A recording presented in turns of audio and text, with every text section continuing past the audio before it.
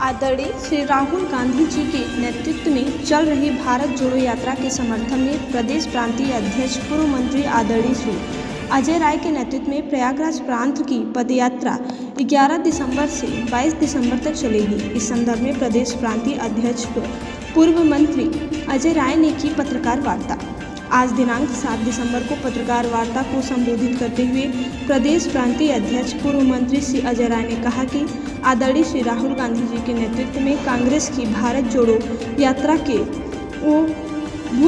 अभूतपूर्व ऐतिहासिक सफलता मिल रही है और राष्ट्रीय एकता, अखंडता, शांति, सद्भाव, प्रेम, भाईचारा और राष्ट्रीयता की प्रबल भावना जगाने बढ़ाने तथा समस्त भारतवासियों को धर्म, पंथ, क्षेत्र, भाषा, संप्रदाय, सामुदायिक एवं जाति वर्ग तथा संकीर्णताओं से ऊपर उठकर संगठित होने, जुड़ने व जोड़ने के व्यापक उद्देश्य को लेकर कांग्रेस की भारत जोड़ो यात्रा का विशाल कार्यक्रम हर दृष्टि से राष्ट्रीय हित में अभूतपूर्व ऐतिहासिक, साहसिक एवं समसामयिक महाजनसंपर्क अभियान है। यह राहुल गांधी जी के नेतृत्व में कांग्रेस जनों का जनता से सीधे संपर्क, संवाद तथा देश को जानने, समझने और समझाने का प्रभावशाली, जीवंत व सतत सशक्त माध्यम भी है, जो प्रयागराज प्रांत में संगम की नगरी प्रयागराज से शुरू होते हुए कौशाम्बी, प्रतापगढ़, अमेठी, सुल्तानपुर, जौनपुर, भदोही, मिर्जापुर, सोनभद्र, चंदौली, गाजीपुर होते हुए बाबा विश्वनाथ जी की नगरी वाराणसी में समापन होगा। पूरे यात्रा में 200 राज्य यात्री बनाए गए हैं, जो प्रत्येक जनपद में यात्रा में लगातार रहेंगे। साथ जिस जनपद में यात्री जाएंगे वहां कांग्रेस जन बड़ी संख्या में यात्रा में शामिल होंगे। आज देश में पिछले 45 सालों में सबसे ज़्यादा बेरोजगारी है। पढ़े लिखे नौजवान रोजगार की तलाश में भटक रहे हैं, निराशा की गिरफ्त में हैं। हमारा कर्तव्य भी है कि और आज समय की भी मांग है कि हम अपने युवाओं की रीढ़ मजबूत करें, उन्हें सकारात्मक की तरफ लेकर आएं। यही यात्रा की प्राथमिकता है। भारत जोड़ो यात्रा का मकसद भी यही है कि हम बच्चे, बूढ़े, नौजवान, महिलाएं, मजदूर, गरीब, किसान और आदिवासियों सबकी बात को सुन सकें, उनकी समस्याओं का समाधान निकाल सके। भारत जोड़ो यात्रा प्रादेशिक यात्रा उत्तर प्रदेश में ऐतिहासिक स्वरूप लेगा। हम कांग्रेस जन 11 दिसंबर को प्रयागराज संगम स्नान के साथ मनकामेश्वर मंदिर में दर्शन पूजन कर यात्रा की शुरुआत करेंगे। यात्रा विभिन्न जनपदों से होते हुए 22 दिसंबर को बाबा विश्वनाथ की नगरी काशी पहुंचेगी। वाराणसी यात्रा के समापन वाले दिन पार्टी के राष्ट्रीय अध्यक्ष आदरणीय उसको एक दलाल संगठन के रूप में संरक्षण देते हैं। करते क्या है कि यूनियन से अपनी बातें मनवाने के लिए अपने तरीके से अपनी एक व्यवस्था प्रायोजित तरीके से चला लेते हैं। सीधे बाबा अच्छा कर रही है, इसलिए उनको दिक्कत हो सकती है। ये बताइए, कर्मचारी से लड़ सकता है क्या? लड़ सकता है? कभी लड़ सकता है? आप अपने बड़े अधिकारी से लड़ पाएंगे? बिल्कुल बेबाक बताइएगा। अच्छा आप लोग ये बताइए, आउटसोर्सिंग में बिना पैसे की एकदम भर्तियां हो रही हैं, आप लोग जान रहे हैं ना, रैंडम इस तरीके से। तो कुछ लोग गुमराह करते हैं, तरह तरह के शिकंजे में लाने की कोशिश करते हैं। तो मैंने उन बुजुर्गों से कहा कि आपका आशीर्वाद चाहिए। आप लोन लेकर के, कर्ज लेकर के, खेती किसानी करके अपने बच्चों को पढ़ाते हैं। मैं समझता हूं आपके दर्द, मैं आपके दर्द को ही कि आपका बुढ़ापा कम से कम ठीक बीत जाए, आपका पढ़ा लिखा योग्य नौजवान नौकरी के लायक हो जाए, मैं इसी की लड़ाई लड़ रहा हूं। दादा, सबसे ज्यादा आशीर्वाद और सहयोग की तो आपकी जरूरत है। हम नौजवानों को मार्गदर्शन की जरूरत है, नहीं तो वर्तमान की जो पीढ़ी है इन राजनीतिक दलों के चंगुल में आ गई। दादा आप तो बच गए, लेकिन आने वाले समय में आपका लड़का और हम नहीं चेते तो आने वाला समय हम लोगों के लिए बहुत बड़ा चुनौतियों वाला समय होगा। तो तमाम ऐसे बुजुर्ग जो भी दादा हैं, जो लोग बैठे हुए हैं, ये कभी ये न सोचे कि नौजवानों ने एक नया मुहिम चला रखा है, हम बुजुर्गों को दरकिनार कर दिया। ये इसलिए बार बार कह रहा हूं कि लोग एक नैरेटिव तैयार कर देते हैं, निगेटिव नैरेटिव तैयार कर देते हैं, ताकि आपकी आंदोलन, आपकी चीजों को सही तरीके से प्रस्तुत न किया जाने पाए।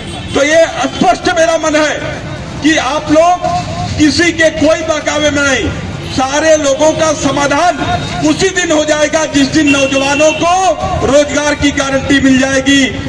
Inter, high school, labour class, BCA, MCA, MTech, PhD करने के बाद जिस दिन लग जाएगा कि हमारी नौकरी पक्की, जो डिग्री हमने लिया, उस दिन उस पूरे माँ बाप की भी सपने पूरे, भाई बहन के भी सपने पूरे, ससुराल के भी सपने पूरे, सारे लोग आपके दोस्त मित्र सारे के सपने पूरे।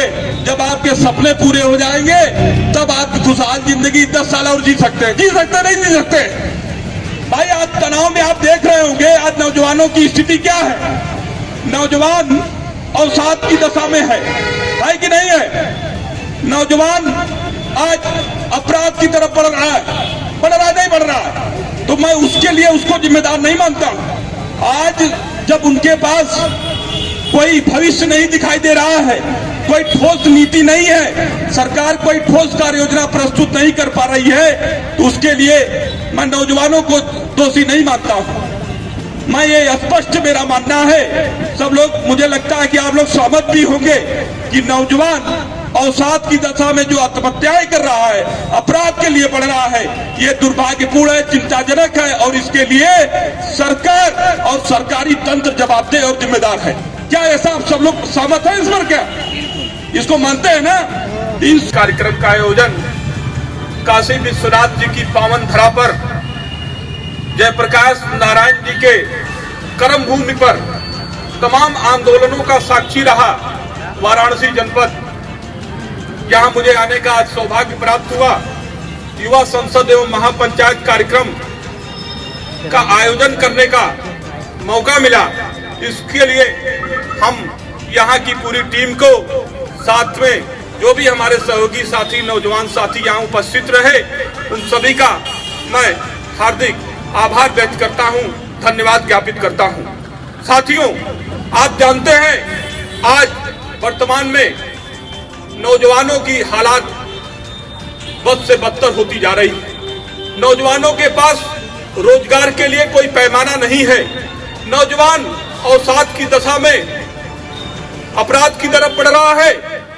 रोजगार के पैमाने कोई आज तक ठोस नीति, कोई कार्य योजना नहीं बन पाई है। नौजवानों के लिए राष्ट्रीय स्तर पर कोई युवा आयोग का गठन नहीं हो पाया है। नौजवानों के जो प्रतियोगी परीक्षाएं हैं उसकी कोई समय सीमा निश्चित नहीं हो पाई है। उसके लिए शुल्क वसूली सरकार ने नहीं किया है। सभी सरकारें इसमें शामिल हैं। कोई भी सरकार ये नहीं चाहती कि हमारे युवा जो हैं अस्थायी तौर पे आके कहीं काम करके आराम से रह सकें, और एक ऐसे रास्ते पे चला दिया जाता है जहां पर आदमी 45 साल, 46 साल, 50 साल, 42 साल या 35 साल पे आते आते उसको निकाल दिया जाता है। 20-20 साल, 22-22 साल अपना योगदान करने के बावजूद भी वो लड़का आगे किसी काम का नहीं रहता सिवाय वोट बैंक के। याद होगा एक समय 28 साल तक पीसीएस की एज हुआ करती थी और आज 40 साल तक किया है। एससी के लोग 45, ओबीसी के लोग 42 और जो विकलांग है 55 साल तक भरता है। अरे 55 साल तक कोई फार्म क्या भरेगा? आप 55 साल तक कराते रहिए। आउटसोर्सिंग के माध्यम से हर जगह, यहाँ तक कि शिक्षा में भी टीचरों की नियुक्ति हो रही है। बीएड और एमपीएड ये सब करने के बाद भी वही स्थिति है। और जहाँ तक रही बात मानदेय की, तो मानदेय भी सही समय से नहीं मिलता। लड़कों को 12-12 महीने रुकने पड़ते हैं। शेखर सिंह पुष्कर, राष्ट्रीय अध्यक्ष राष्ट्रवादी युवा अधिकार मंच। किस तरह का युवा पंचायत है ये? आप जानते हैं कि छात्रों, नौजवानों, बेरोजगारों के मुद्दों पर लेकर के लगातार राष्ट्रवादी युवा अधिकार मंच के बैनर तले मैं संघर्ष कर रहा हूं। अभी आप ही के शहर में मैं युवा अधिकार न्याय यात्रा के माध्यम से गोरखपुर से दिल्ली गया था। आप लोग उस समय कवरेज में थे भी। मैं आज युवा संसद एवं महापंचायत की जरूरत इसलिए समझा हूं, नौजवानों की आवश्यकता है।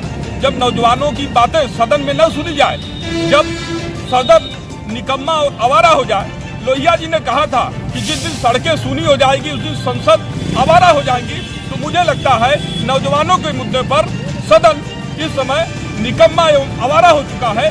लिहाजा नौजवानों को सड़क पर सदन चलाने की आवश्यकता पड़ी है। नौजवानों, बेरोजगारों, छात्रों को न्याय मिलने तक सड़क पर सदन चलाएंगे, महापंचायत करेंगे। तो आपका मुद्दा क्या है? मुद्दा यही है, छात्र, नौजवान, बेरोजगार के बुनियादी सवालों के समाधान।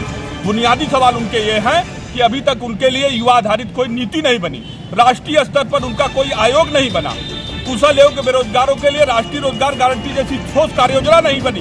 प्रतियोगी परीक्षाएं समयबद्ध नहीं है, उसमें संबंधित विभागों के जो अनियमितता करते हैं, भ्रष्टाचार करते हैं, जो लेट लतीफी करते हैं, देरी करते हैं, ऐसे किसी जवाबदेह अधिकारियों के खिलाफ कोई कानून नहीं बना, जिससे विलम्ब होता है। सालों साल परीक्षाएं नहीं होती हैं। इन तमाम मुद्दों को लेकर के लगातार राष्ट्रवादी युवा अधिकार मंच संघर्ष कर रही है और नौजवानों को न्याय मिलने तक यह संघर्ष जारी रहेगा। वो होगा जिसके पास उसके हिसाब का मुंह मांगा पैसा देगा। सोचिए कि एक कंपनियों और ब्यूरोक्रेट की साठगांठ कितना काम कर रही है। तो साथियों, ये आउटसोर्सिंग राष्ट्रवादी युवा अधिकार मंच का प्रमुख मुद्दा है, तो आप लोग इसको अमल में लाइए। इन मुद्दों पर मैं संघर्ष कर रहा हूं। युवा संसद महापंचायत कार्यक्रम का ये पहला मुद्दा है।